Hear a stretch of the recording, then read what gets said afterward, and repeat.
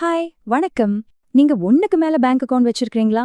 அப்போ India reserve வங்கியோட இந்த புது அறிவிப்பு உங்களையும் கொஞ்சம் யோசிக்க வச்சிருக்கும். அபராதம் போடுவாங்கன்னு ஒரு பேச்சு பலமா அடிபட்டு இருக்கு. வாங்க அந்த அறிவிப்பு உண்மையிலேயே என்ன சொல்லுதுன்னு நாம இப்போ ஆழமா பார்க்கலாம். இப்போ எல்லாருக்கும் மனசுல ஓடுற முதல் கேள்வி இதுதான். நிறைய பேங்க் அக்கவுண்ட் வச்சிருந்தாலே ஆர்பிஐ ஃபைன் போட்டுடுமா? இந்த மாதிரி ஒரு பேச்சு ரொம்ப வேகமா பரவிட்டு இருக்கு.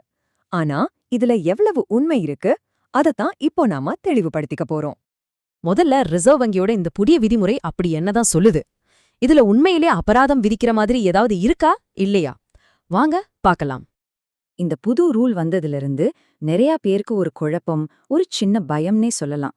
குறிப்பா 2-3 பேங்க்ல அக்கவுண்ட் வச்சிருக்கிறவங்க ஐயோ நமக்கு ஏதாச்சும் ஃபைன் வந்துருமோன்னு நினைக்கிறாங்க.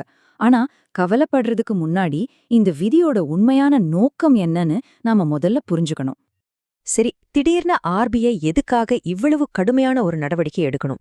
இதுக்கு பின்னால இருக்கிற காரணம் நம்மள தண்டிக்கிறதில்ல, நம்மள பாதுகாக்கிறது தான். அது எப்படின்னு பார்க்கலாம். பாருங்க, இந்த புதிய விதியோட முக்கியமான நோக்கம் ரொம்பவே சிம்பிள். சட்ட விரோதமா நடக்கிற பண பரிவர்த்தனைகளை தடுக்கிறது தான். அதாவது இந்த ஆன்லைன் மோசடி, போலி டிரான்சாக்ஷன்ஸ்னு சொல்றோம்ல, அதுக்கெல்லாம் ஒரு முற்றுப்புள்ளி வைக்கிறது தான் ஆர்பிஐயோட டார்கெட்.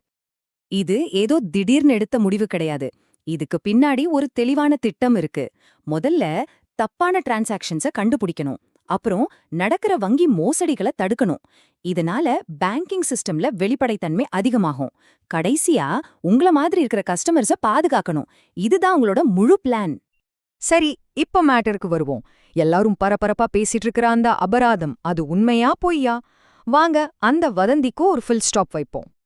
இங்க பாருங்க, இந்த ஒரு ஸ்லைடே எல்லாத்தையும் தெளிவுபடுத்திடும். வதந்தி என்ன சொல்லுது? நீங்க நிறைய அக்கவுண்ட் வச்சிருந்தாலே 10,000 ரூபாய் ஃபைனனு.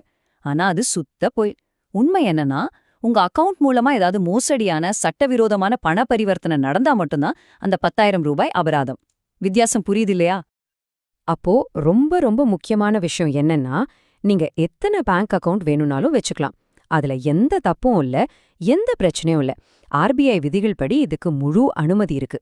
அதனால நீங்க 2 அக்கவுண்ட் வச்சிருந்தாலும் சரி, 10 அக்கவுண்ட் வச்சிருந்தாலும் சரி, கவலையே படாதீங்க. அப்போ இந்த 10,000 ரூபாய் அபராதம் யாருக்கு? ரொம்ப சிம்பிள்.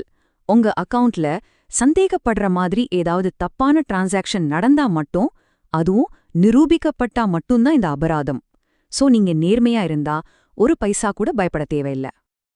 உண்மையிலே இந்த விதி உங்களை தண்டிக்கிறதுக்காக கொண்டு வரல. இது ரிசர்வ் பேங்க் வாடிக்கையாளர்களோட நலனை பாதுகாக்க எடுக்கிற ஒரு முக்கியமான நடவடிக்கை. இந்த மாதிரி ரூல்ஸ் எல்லாம் ஆர்பிஐக்கு ஒன்னும் புதுசில்ல. பேங்கிங் சேவைகள்ல வெளிப்படைத்தன்மை இருக்கணும், வாடிக்கையாளர்களோட பாதுகாப்புக்கு தான் முதல் முன்னுரிமை கொடுக்கணும், சந்தேகமான நடவடிக்கைகள் மேல உடனே ஆக்ஷன் எடுக்கணும். இது எல்லாமே அவங்களோட கடமை. ஒரு நல்ல பேங்கிங் சிஸ்டத்துக்காக அவங்க பேங்கையும் முறைப்படுத்துவாங்க, நம்மளையும் முறைப்படுத்துவாங்க. இந்த ஒரு வரி பாருங்க, இது முழு விஷயத்தையும் எவ்வளவு அழகா சொல்லுது. இது வங்கி சேவையோட வெளிப்படைத்தன்மையை உறுதி செய்யவும், வாடிக்கையாளர் நலனுக்கு முன்னுரிமை அளிக்கவும் ஆர்பிஐ எடுக்கிற ஒரு வழக்கமான நடவடிக்கை தான். சோ இது ஒரு பாதுகாப்பு நடவடிக்கை, தண்டனை கிடையாது. ஓகே, இவ்ளோ நேரம் பேசுனதுல இருந்து நாம தெரிஞ்சுக்க வேண்டிய முக்கியமான விஷயம் என்ன? சுருக்கமா சொல்லணும்னா, இந்த முழு பேச்சோட சாராம்சம் இதுதான். நீங்க எத்தனை அக்கவுண்ட் வச்சிருக்கீங்கன்றது ஒரு விஷயமே இல்ல. ஆனா அந்த அக்கவுண்ட்ல நீங்க என்ன பண்றீங்க, அதாவது உங்க பரிவர்த்தனைகள் சரியா சட்டத்துக்கு உட்பட்டு இருக்கா அப்படிங்கறத ரொம்ப ரொம்ப முக்கியம். அதனால இனிமே இந்த புது ரூல் பத்தின கவலைய விட்டுட்டு உங்க சொந்த நிதி பாதுகாப்புல கொஞ்சம் கவனம் செலுத்துங்க. உங்கள நீங்களே ஒரு கேள்வி கேட்டுக்கோங்க. ஏன் பேங்க் டிரான்சாக்ஷன்ஸ் எல்லாம் பாதுகாப்பா இருக்கா? அதுதான் நீங்க உண்மையான முக்கியமான கேள்வி. நன்றி.